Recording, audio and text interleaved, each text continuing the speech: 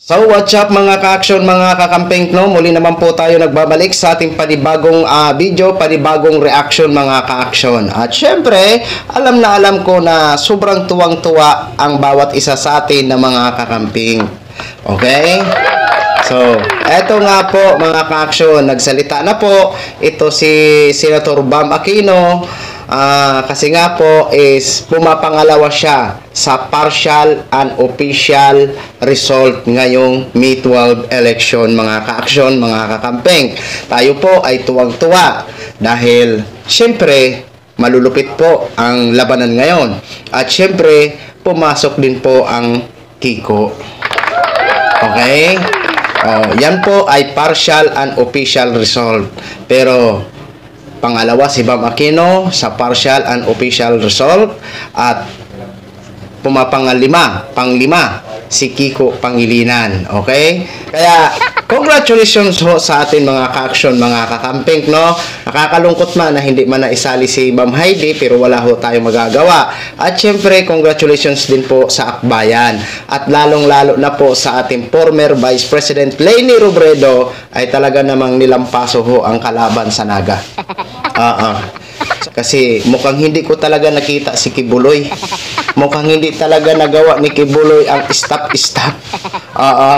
Pati na rin si mukha yatang hindi gumana ang pamimigay ng jacket ni Willie. Pati na rin si Ipe, Diyos ko po. Ito, pakinggan ho natin muna mga ka-action. Sir, congratulations po. Currently, number 2 po kayo sa standing. Ano po yung reaction nyo dito sa current standing na ito? Well, syempre nagulat kami with the high standing. Earlier today, we were hoping na sana mag-8 tayo, mag-9 or 10. So syempre, nakakatuwa itong nag-number 2 and hitting very good results in many areas in Luzon and Visayas. So nais lang po namin magpasalamat sa lahat po ng mga tumulong. Alam ko pong maraming volunteers yung nag-ikot kahapon at ngayong araw na ito. Marami pong kabataan ang talagang pinush po tayo, pati po si Senator Kiko. So we'd like to thank everyone. Maraming salamat po and we promise po hindi po namin sasayangin ito pong binigay niyo po sa amin. Sir, tama po, diba? Nabanggit nyo kanina, hindi ito yung inaasahan nyo na standing nyo number 2. Medyo po tayo sa mga previous na mga surveys. So, ano po yung reaction? Pagpasok nyo kanina, nag-celebrate po lahat, sumisigaw po lahat, sobrang saya ng lahat. Ano po yung reaction natin dito? Well, Bea, nung una kong beses sinabi na tatakbo ko, number 24 ako noon eh. Honestly sa show pa yun ni Karen. So number 24 to 28 of May 2024. So in 1 year, ginapang natin yung 24 to the second spot no, kung totoo ngang mag-i-end tayo sa second spot. Honestly, kahit kung number 12 ba na ako, tuwan-tuwa na rin kami sa totoo lang eh. Pero syempre itong vote of confidence mula sa taong bayan, malaking bagay talaga.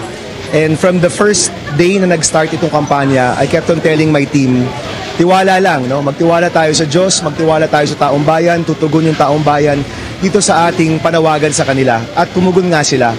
And gusto ko lang mag-special shoutout rin sa mga kabataan kasi hanggang kanina, may mga lumalapit sa akin, sinasabi nila, Sen, yung anak ko, talagang ikaw yung pinupush, ikaw talaga yung gustong manalo. So, hanggang sa dulo yung mga kabataan, kinakampanya po talaga tayo sa mga magulang nila. And I guess pinapakita talaga ng kampanyang ito na kung gagalaw yung taong bayan, kung talagang magsisikap yung taong bayan, kahit anong forma ng politika sa Pilipinas, kayang baguhin.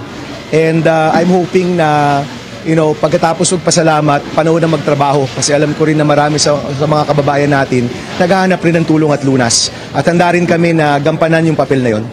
Sir, as the results continue to come in, what are your hopes and expectations for the final tally naman po?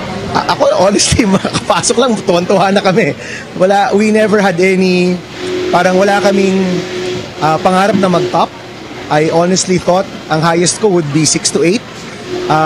But even until today, sabi ko nga, baka madulas ka pa no? So, ito pong number na ito talagang unexpected talaga siya.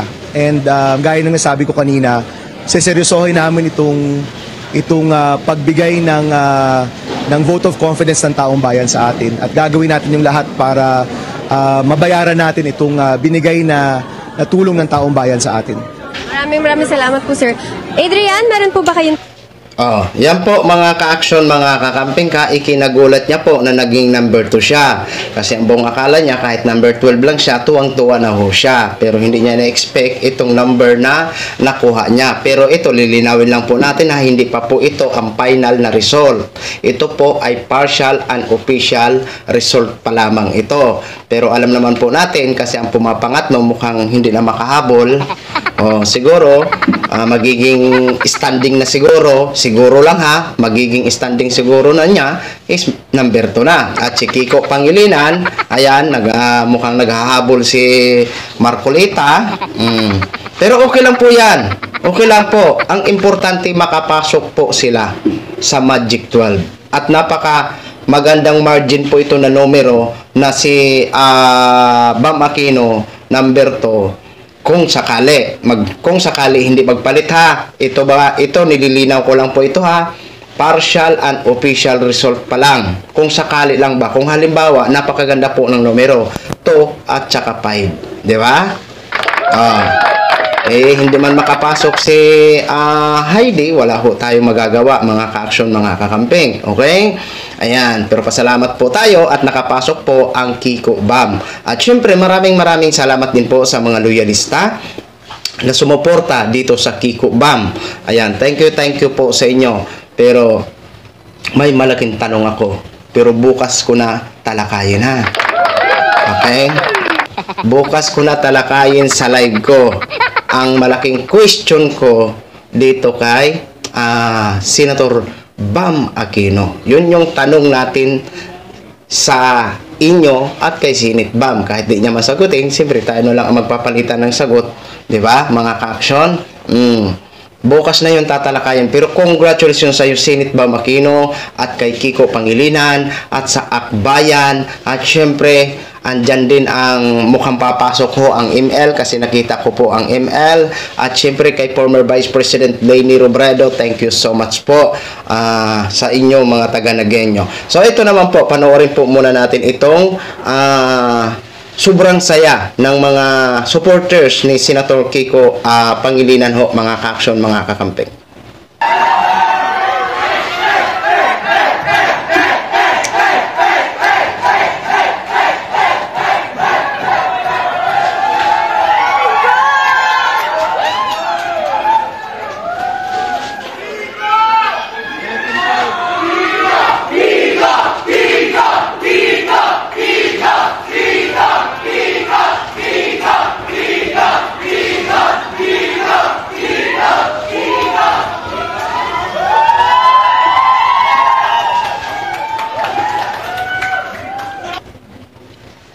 So yun na ho mga ka-action, mga kakamping ha, ang ano ng ating mga sa mga supporters ni Kiko Pangilinan. Ayun, syempre sino ba naman ang hindi matuwa? Oo.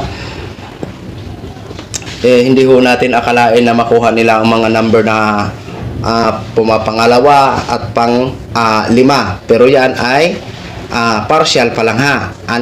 Partial and official result. So wala pa talagang final, okay, na resulta. Pero hopefully sana hindi na magbago, sana tuloy-tuloy na ho mga ka-action, mga kakampeng, no? Nasaan na yung si Kibuloy? Hindi ko talaga nakita si Kibuloy sa 24. Sa 24 mga ka-action, mas mataas pa si Heidi Mendoza kay Willie Rebillame. Oo, si Willie Rebillame, kung makikita mo sa mga rally, ang daming tao. Pag mag-motorcade, grabe, ang daming tao dinudumog. Sabi ko nga, siguro dinudumog lang dahil sa jacket. Pero, once again, congratulations ho sa atin in advance. Sana hindi na ho magbago ang kanilang mga numero, no? Mga ka-action, mga kakabeng. Pero maraming salamat po sa mga loyalista na sumuporta at lalong-lalo na po sa mga vlogger, di ba? O bukas nyo na malinawan kung ano ba ang katanungan ko sa inyo na dapat nating sagutin sa bawat isa sa atin. Okay? So yun lang po mga ka-action, mga kakamping knog, i-share ko lang ho sa inyo. Maraming salamat po sa ating mga viewers Luzon, Visayas at Mindanao all over the world. Ako po ang inyong lingkod, si Action Man. Good evening, everyone.